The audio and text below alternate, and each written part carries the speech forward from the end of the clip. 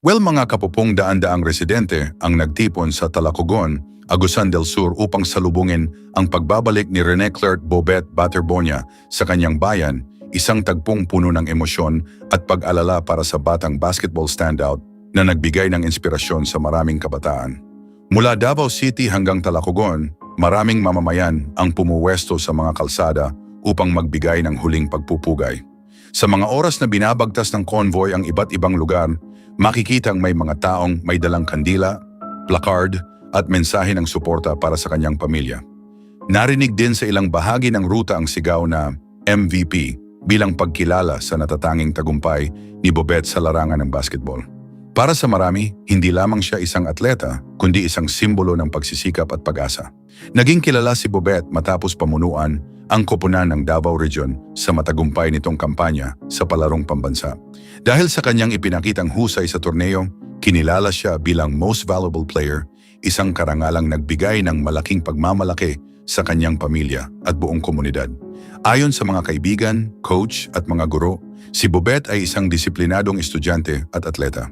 Sa kabila ng mga tagumpay na kanyang natamo, nanatili siyang simple at nakatuon sa kanyang mga pangarap para sa pamilya. Matapos ang pangyayaring naganap sa isang team activity sa Aurora, agad na bumuhos ang suporta mula sa iba't ibang bahagi ng bansa. Maraming paaralan, sports organizations at mga pribadong individual ang nagpahayag ng pakikiramay sa pamilya Baterbonia. Unang isinagawa ang mga seremonya ng paggunita sa Quezon City bago inilipat sa Davao City ang kanyang labi. Doon ay nagkaroon ng pagkakataon ang mga miyembro ng komunidad ng Ateneo na magbigay galang at magpaabot ng suporta sa pamilya. Sinabi ng ilang opisyal ng universidad na dala ni Bobet ang mga pangarap hindi lamang ng kanyang pamilya, kundi maging ng kanyang bayan.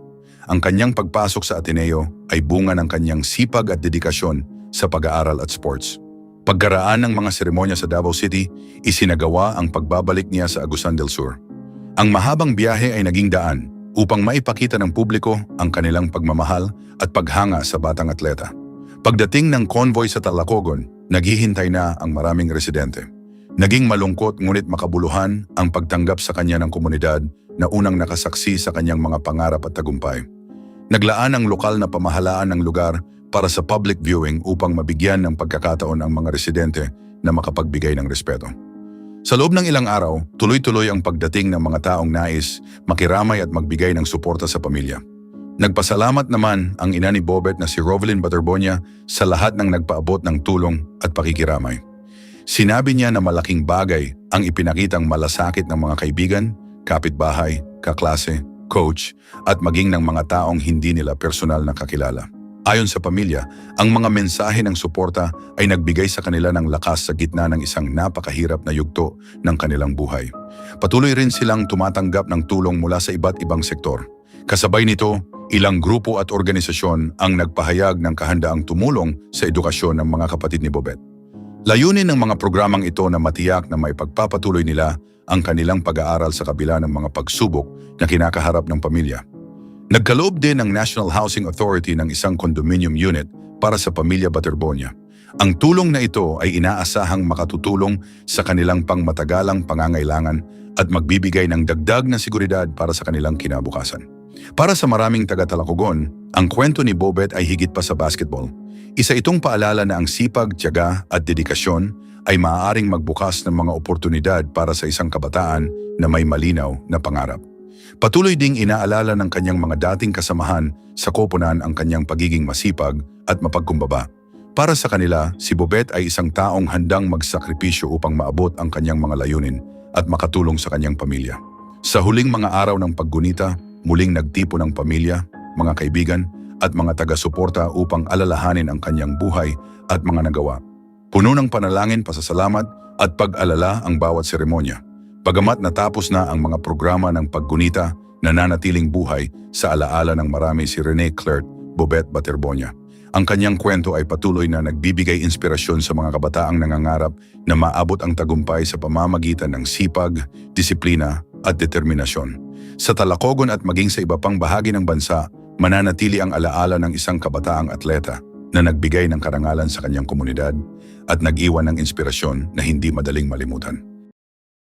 Well, mga kapupong, 6 na kapatid ni Rene Bobet Claire Baterbonia, ang makatatanggap ng scholarship mula sa Ateneo de Davao University, isang anunsyong nagbigay ng pag-asa sa pamilya ng batang basketball standout na matagal nang nangangarap na matulungan ang kanyang mga mahal sa buhay sa pamamagitan ng edukasyon. Inihayag ang suportang ito sa isang pagtitipon na dinaluhan ng mga kaibigan, guro, atleta at mga taong malapit sa pamilya Baterbonia. Para sa marami, ang desisyong ito ng universidad ay hindi lamang pagkilala sa husay ni Bobet bilang atleta, kundi pagpapatuloy rin ng mga pangarap na kanyang iniwan para sa kanyang mga kapatid. Si Bobet ay kilalang manlalaro mula sa Agusan del Sur na naging isa sa pinakamahuhusay na batang basketball player sa bansa. Sa murang edad, nakilala siya dahil sa kanyang talento sa loob ng court at sa kanyang dedikasyon sa bawat kompetisyong kanyang sinalihan. Ngunit higit sa mga medalya at tropeyo, mas nakilala siya ng mga nakakakilala sa kanya bilang isang anak at kapatid na laging inuuna ang kanyang pamilya. Lumaki siya sa tahanang pinaghirapan ng kanyang mga magulang na sina Rovelyn at Rene Baterbonia na nagtatrabaho upang masuportahan ang kanilang 7 anak. Ayon sa mga coach at kaibigan ni Bobet, madalas niyang sinabi na nais niyang gamitin ang kanyang talento upang mabigyan ng mas magandang kinabukasan ang kanyang pamilya. Sa tuwing may natatanggap siyang insentibo o tulong mula sa mga torneo, malaking bahagi nito ang napupunta sa kanilang tahanan. Bago makilala sa basketball, football ang isa sa kanyang mga kinagigiliwang sport. Ngunit nang mapansin ang kanyang potensyal sa basketball, tuloy-tuloy na ang kanyang pag-unlad. Hindi nagtagal ay naging mahalagang bahagi siya ng Davao Region Team na gumawa ng kasaysayan sa palarong pambansa. Sa isa sa pinakamalalaking tagumpay ng rehiyon, tumulong si Bobet upang maiuwi ang unang kampyonato ng Davao Region sa Secondary Boys Basketball Division. Dahil sa kanyang ipinakitang husay, kinilala rin siya bilang Most Valuable Player ng torneo. Nagpatuloy ang kanyang tagumpay nang maging bahagi siya ng grupong nagrepresenta sa Pilipinas sa isang international schools competition sa Brunei. Muli silang nagwagi at nagbigay ng karangalan sa bansa. Sa mga sumunod na taon, lalo pang lumawak ang kanyang pangalan sa sports community. Maraming coach at recruiter ang nakakita ng malaking potensyal sa kanya. Isa sa pinakamahalagang oportunidad na dumating ay ang scholarship offer mula sa Ateneo de Manila University bilang student athlete. Para kay Bobet, ang scholarship ay higit pa sa pagkakataong makapag-aral. Nakita niya ito bilang daan upang mas matulungan ang kanyang pamilya at masuportahan ang pag-aaral ng kanyang mga kapatid.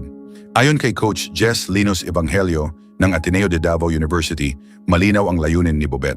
Nais niyang magtagumpay hindi lamang para sa sarili, kundi para sa buong pamilya. Sa mga oras na nagsisimula pa lamang ang bagong yugto ng kanyang buhay bilang student athlete, dumating ang isang pangyayaring nagdulot ng matinding lungkot sa sports community. Ang balita ay mabilis na kumalat at nagbunsod ng mga mensahe ng pakikiramay mula sa iba't ibang sektor. Maraming guro, atleta, alumni at supporters ang dumating sa mga pagtitipon upang magbigay galang at alalahanin ang kanyang naging ambag. Inilarawan siya ng marami bilang mapagkumbaba, masipag at may malasakit sa kapwa. Sa isang mensahe, sinabi ni Father Karel San Juan, Pangulo ng Ateneo de Davao University, na si Bobet ay isang gentle giant, isang kabataang nagbigay ng inspirasyon sa maraming tao sa pamamagitan ng kanyang karakter at dedikasyon. Ngayon sa pamamagitan ng scholarship na ipinagkaloob sa kanyang 6 na kapatid, nagpapatuloy ang isa sa pinakamahalagang pangarap ni Bobet. Bagamat wala na siya upang personal na makita ito, nananatiling buhay ang kanyang alaala sa bawat oportunidad na mabubuksan para sa kanyang pamilya. Para sa maraming Pilipino, ang kanyang kwento ay hindi lamang tungkol sa basketball. Isa itong kwento ng sakripisyo, pagmamahal sa pamilya, at isang kabataang nangarap na may angat ang buhay ng mga taong pinakamahalaga sa kanya.